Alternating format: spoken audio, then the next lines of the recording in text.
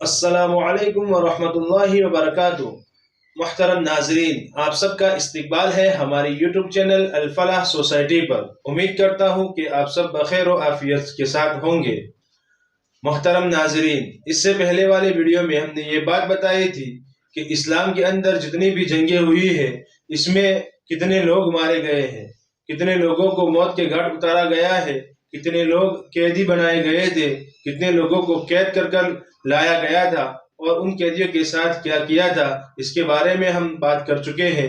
اور اسی ویڈیو میں ہم نے یہ بھی کہا تھا کہ آئندہ ویڈیو میں انشاءاللہ اسلام کی جنگوں کے بارے میں تفصیلی طور پر مختصر انداز میں بتایا جائے گا۔ تو آج ہم اسلام کی سب سے پہلی جنگ غزوہ بدر کو لے کر آپ سب کی خدمت میں حاضر ہوئے ہیں۔ تو آپ سب بنے رہے ہمارے ساتھ آخر تک، اور ہو سکے تو ہمارے اس ویڈیو کو لائک کریں، شیئر کریں اور ہمارے چینل کو سبسکرائب کریں، تاکہ سب سے پہلے آپ کے پاس ہماری ویڈیو کی ہر نوٹیفیکیشن پہنچ جائے۔ تو چلیے ہم چلتے ہیں ہمارے اصل مقصد کی طرف۔ اسلام میں جتنے بھی غزوات ہوئے ہیں، ان میں 9 غزوات ایسے ہیں جن میں لڑائی کی نوبت آئی۔ ان 9 غزووں میں، ان 9 لڑائیوں میں سب سے پہلی لڑائی ہے جو اسلام کی بڑی لڑائی گنی جاتی ہے اور بڑی لڑائی سمجھی جاتی ہے، جس میں مسلمانوں کو فتح ہوئی تھی، جس میں مسلمانوں کو جیت ہوئی تھی، جس میں مسلمان وینر بنے تھے۔ ایسی پہلی لڑائی، اس کا نام ہے غزوہ بدر۔ تو جانتے ہیں غزوہ بدر کے بارے میں تھوڑا سا۔ اسلام کی پہلی جنگ، اس کا نام ہے بدر، غزوہ بدر۔ یہ نام بدر اس لیے رکھا کہ یہ جو لڑائی واقع ہوئی تھی، وہ اسلام کی جو یہ بدر لڑائی واقع ہوئی تھی، وہ ایک کنویں کے پاس واقع ہوئی تھی۔ ایک کنویں کے آس پاس میں یہ لڑائی لڑی گئی تھی، اور اس کنویں کا نام تھا بدر۔ لہٰذا اسی وجہ سے اس جنگ کا نام بدر کے نام سے مشہور ہو گیا، اور اسی کو غزوہ بدر بھی کہا جانے لگا۔ اب ہم بات کرتے ہیں غزوہ بدر کس طرح پیش آئی۔ تو سب سے پہلے ہم سمجھتے ہیں، میں آپ کو بتا دوں کہ یہ جو نقشہ بنایا ہوا ہے، یہ کوئی تحقیقی نقشہ نہیں ہے، یہ صرف ناظرین کو سمجھانے کے لیے ایک ذہنی اعتبار سے نقشہ بنایا گیا ہے۔ تو آپ لوگ سمجھ لیں کہ یہاں یہ مکہ مکرمہ ہے، یہاں مدینہ المنورہ ہے، اور یہاں شام ہے۔ اب چونکہ مکہ والوں کو کسی چیز کی ضرورت پڑتی تھی، کسی سامان کو خریدنے کی ضرورت پڑتی تھی، تو ان کا سامان شام سے آتا تھا، یہاں سے آتا تھا۔ تو چونکہ ان کو سفر کر کے مدینہ کراس کرتے ہوئے شام جانا پڑتا تھا، ہوا یہ کہ ابو سفیان رضی اللہ تعالیٰ عنہ جو فتح مکہ کے موقع پر ایمان لے آئے تھے، وہ اس وقت ایمان نہیں لائے تھے، تو وہ ایک قافلے کو لے کر شام کی طرف گئے، ہتھیار لینے کے لیے، سامان لینے کے لیے۔ اب ابو سفیان رضی اللہ تعالیٰ عنہ یہاں شام سے سامان لے کر واپس ہوئے، اور اس کی اطلاع ابو سفیان یہاں سے واپس ہوئے، اور اس کی اطلاع مدینہ میں نبی پاک صلی اللہ علیہ وسلم کی اس کی اطلاع ملی۔ اب آپ صلی اللہ علیہ وسلم کو یہ اطلاع ملی، تو آپ صلی اللہ علیہ وسلم کو یہ اندیشہ ہوا کہ جو ابو سفیان جو ہتھیار خرید کر جا رہے ہیں، وہ ہتھیار مسلمانوں کے خلاف استعمال ہوں گے۔ تو آپ صلی اللہ علیہ وسلم نے یہ ارادہ کیا کہ بھئی یہ جو قافلہ لے کر جا رہے ہیں، یہ جو قافلہ لے کر جا رہے ہیں، اس قافلے کو ہم پہلے سے ہی آگے جا کر اس قافلے کو لوٹ لیں، اور اس قافلے کو کیا ہے، مال غنیمت کے طور پر ہم اپنے انڈر میں لے لیں۔ اب آپ صلی اللہ علیہ وسلم نے یہ ارادہ کیا، اور یہ ارادہ کرنے کے بعد جب آپ صلی اللہ علیہ وسلم ایک مسجد میں بیٹھے ہوئے تھے، اور مسجد میں جو بھی صحابہ تھے ان کو کہا کہ بھئی آپ تیار ہیں؟ انہوں نے کہا ہم تیار ہیں۔ تو چونکہ 313 صحابہ کو لے کر ایک روایت کے مطابق ایک الگ الگ روایتیں ہیں، 314 بھی ملتی ہے اور 318 بھی ملتی ہے، جو بھی ہو 313 کو لے کر آپ صلی اللہ علیہ وسلم مدینہ سے روانہ ہوئے، اس قافلے کو روکنے کے لیے، اس قافلے کو روکنے کے لیے، لڑائی کرنے کے لیے نہیں، صرف اس قافلے کو روکنے کے لیے۔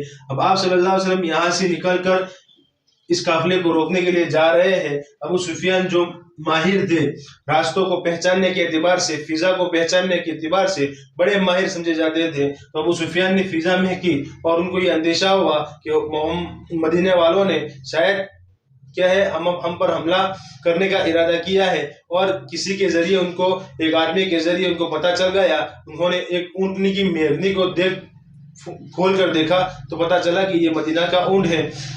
تو اب ان سے یہ اندیشہ، ان کو یہ اندیشہ ہو گیا کہ بھئی اب محمد جو ہے ہم پر حملہ کرنے والے ہیں۔ تو انہوں نے کیا کیا, ایک سوار کو آگے دوڑا دیا, یہاں سے ایک سوار کو آگے دوڑا دیا مکہ مکرمہ میں. یہ سوار مکہ مکرمہ میں جا کر اعلان کر دیا کہ بھئی مدینے والوں نے ابو سفیان کے قافلے پر حملہ کرنے کا ارادہ کیا ہے, لہٰذا اپنے قافلے کو بچانے کے لیے تیار ہو جاؤ اور نکل پڑو اپنے قافلے کو بچانے کے لیے. اب ابو سفیان رحمۃ اللہ رضی اللہ تعالیٰ عنہ نے کیا کیا کہ ان کا جو یہ راستہ تھا, یہ راستہ انہوں نے چینج کر کے یہ راستہ سمندری راستہ اختیار کیا. یہاں سے پھر وہ مکہ پہنچے. یہ راستہ جو تھا یہ راستہ انہوں نے کٹ کر دیا اور یہاں سے لے کر یہ راستہ اپنایا. اب چونکہ محمد صلی اللہ علیہ وسلم تو یہ راستے پر تھے, اب ابو سفیان نے یہ مکہ والوں میں اعلان کرا دیا تھا. اب مکہ والے چونکہ 1000 کی تعداد لے کر محمد صلی اللہ علیہ وسلم کے سامنے آنے کے لیے تیار ہو گئے اور نکل پڑے مکہ مکرمہ سے. اب یہاں پر محمد صلی اللہ علیہ وسلم یہاں پر آئے اور یہ لوگ یہاں پر آئے, آمنا سامنا ہوا. یہ مختصر انداز میں بتایا جا رہا ہے, آمنا سامنا ہوا. پھر یہاں پر ایک بہت بڑا معرکہ اور جنگ پیش آئی. اب اس جنگ کے بارے میں آئندہ ویڈیو میں ڈیٹیل کے ساتھ سمجھیں گے کہ بھئی کس طرح جنگ واقع ہوئی تھی, کون لوگ شہید ہوئے تھے, کون مارے گئے تھے, یہ وغیرہ وغیرہ جو تفصیلی باتیں ہیں انشاءاللہ آئندہ ویڈیو میں بتائیں گے. تب تک کے لیے ہم سمجھتے ہیں مسلمانوں کے پاس غزوہ بدر میں مسلمان کتنے تھے. تو مسلمان ایک قول کے مطابق 317 تھے, ایک قول کے مطابق 314 تھے اور ایک قول کے مطابق 313 تھے. مسلمان کتنے؟ 317, 14 اور 313, جو کہ یہ روایت مشہور ہے. 313 والی روایت جو ہے یہ مشہور ہے, یہ قول مشہور ہے. اور سامنے ظالمین جو تھے, مشرکین مکہ جو تھے, یہ 1000 تھے. 1000 کہا 313, کہا 1000. اب لوگ یہ کہتے ہیں کہ مسلمانوں نے ظلم کیا ہے. کیسے ظلم کر سکتے ہیں؟ یہ تو 313 تھے, یہ تو 1000 تھے. سوچنے والی بات ہے. 1000 پر 313 باری ہوتے ہیں یا 313 پر 1000 باری ہوتے ہیں, سب خوب سمجھ سکتے ہیں ہم. رہی بات ساز و سامان کی, تو مسلمانوں کے پاس 2 گھوڑے تھے. 2 گھوڑے تھے مسلمانوں کے پاس, اور کافرین کے پاس 100 گھوڑے تھے. اونٹ کی جہاں تک بات ہے تو مسلمانوں کے پاس 70 اونٹ تھے, 70 اونٹ تھے کیمل, اور کافروں کے پاس تقریباً 700 اونٹ تھے. اسی طرح مسلمانوں کے پاس صرف 8 یا 6 تلواریں تھی, اور وہ بھی زنگ آلو ٹوٹی پھوٹی تلواریں تھی, 6 یا 8, اور کافروں کے پاس 600 تلواریں تھی. تو اب خوب سمجھ سکتے ہیں کہ مال کے اعتبار سے, سامان کے اعتبار سے, تعداد کے اعتبار سے کون زیادہ ہے, مسلمان یا ظالمین.